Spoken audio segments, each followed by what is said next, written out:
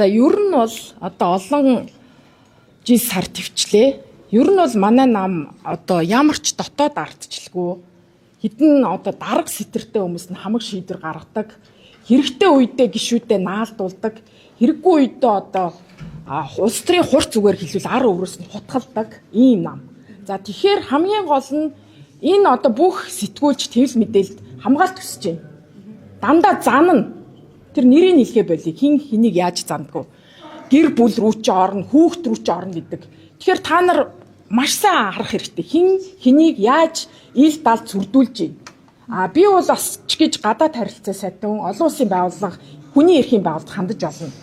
Нэг удаа найдлаг гишүүн энэ КНОП хамтарч дарсангүй гэд. За яах вэ хүслийнхаа эсрэг КНОП-ын дарыг гэхэд тэр нь ажиллаагүй тоног төхөөрөмж нь. 7-8 хичээгээд баг 7-8 хичээсэн чадаагүй. Үннээ хэлсэн тэгэхэд яасан?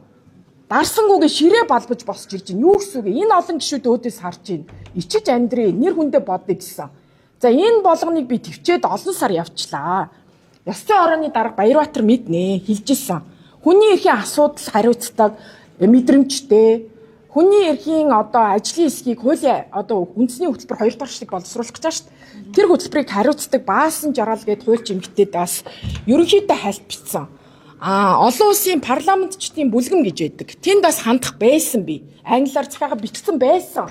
Гэхдээ яг хуу бид нар ч бас эмэгтэй хүмүүс хүлээцтэй, хүнлэг, инэрэнгүү. Гэхдээ хэдий болтол инэрэнгүү хүлээцтэй гэж яг хуу. Болохгүй. Дотоод ардчлал байтугай байхгүй. Болохгүй. Хүн нам тарах хэрэгтэй. Би шулуухан